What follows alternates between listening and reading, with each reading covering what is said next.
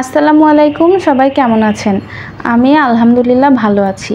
মনে আছে কি গত মাসে আমরা এই সময়গুলোতেই কিন্তু ইন্টারনেটবিহীন অবস্থায় ছিলাম। আর মনে থাকবে নাই বা কেন? আমার মনে হয় এটা কেউই ভুলে যাবে না। এই আধুনিক যুগে ইন্টারনেট ছাড়া কোনো কাজই ঠিকঠাক করা যায় না। বাচ্চাদের পড়াশোনা করতে গেলেও ইন্টারনেট প্রয়োজন হয়, বড়দের যে কোনো কাজ, ব্যাংকিং, যে কোনো কাজেই এখন ইন্টারনেট দরকার। আর বিনোদনের কথা তো বাদই দিলাম। তো এই ইন্টারনেট ছাড়া অবস্থায় বাচ্চারা কি করছিল আর আমরাই বা কি করছিলাম? তবে গ্রামে থাকলে কিন্তু ব্যাপারটা একটু অন্যরকম হতো, কারণ গ্রামে অনেক কিছুই করা থাকে যা শহরে করা যায় না।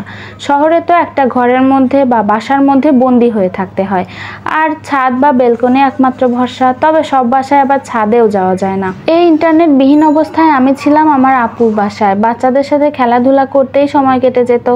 অবশ্য ওদের একটু সমস্যা হতো প্রথম, কারণ ওরা ভাবতো যে ইন্টারনেটে কিছু না দেখতে পারলে আমরা কি করব সারাদিন, স্কুল তো বন্ধ। কিন্তু পরে অনেক ক্রিয়েটিভ কাজ করতে শুরু করলো, অনেক কিছু করলো, যার কারণে সময়গুলো ভালোভাবেই কাটতে শুরু করলো। আর বিকেল হলে আমাদের একমাত্র ভরসা বেলকনি।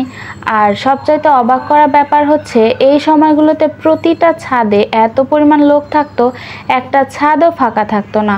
সব ছাদেই লোকজন এসে বসে গল্প করত, খেলাধুলা করতো বাচ্চারা। তবে যাদের বাসা মেইন রোডের সাথে তারা কিন্তু এটা করতে পারেনি, কারণ ওই সময়ে ছাদ বা বেলকনি কোথাও নিরাপদ ছিল না, সে বাচ্চা হোক আর বড় হোক। কিন্তু এই বাসাটা একটু মেইন রোডের থেকে দূরে হওয়ার কারণে আমরা এই কষ্টটা পাইনি। ছাদ বা বেলকনিতে গিয়ে অনেকেই সময় কাটাতে পেরেছে। তবে এই সময়টা কিন্তু আমাদেরকে খুব ভালোভাবে বুঝিয়ে দিয়ে গেল যে আমরা ইন্টারনেট ছাড়া কেমন থাকবো, আর ইন্টারনেট না থাকলে আমাদের ঠিক কতটা ক্ষতি হবে।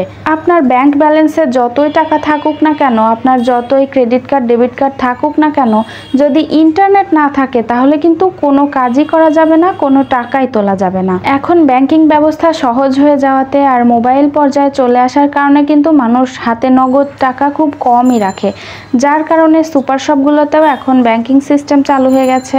কার্ড থেকে তারা পেমেন্ট করে, কিন্তু ইন্টারনেট না থাকায় সেগুলোও করা যাচ্ছিল না। মানে ইন্টারনেটবিহীন জীবনে কিন্তু ভোগান্তির শেষ নেই। আবার ইন্টারনেট না থাকায় কিন্তু বিভিন্ন রকমের খারাপ কাজ করাও অনেক সহজ হয়ে যায়, কারণ কেউ কিছুই জানতে পারে না, অনেক কিছুই করে ফেলা যায়।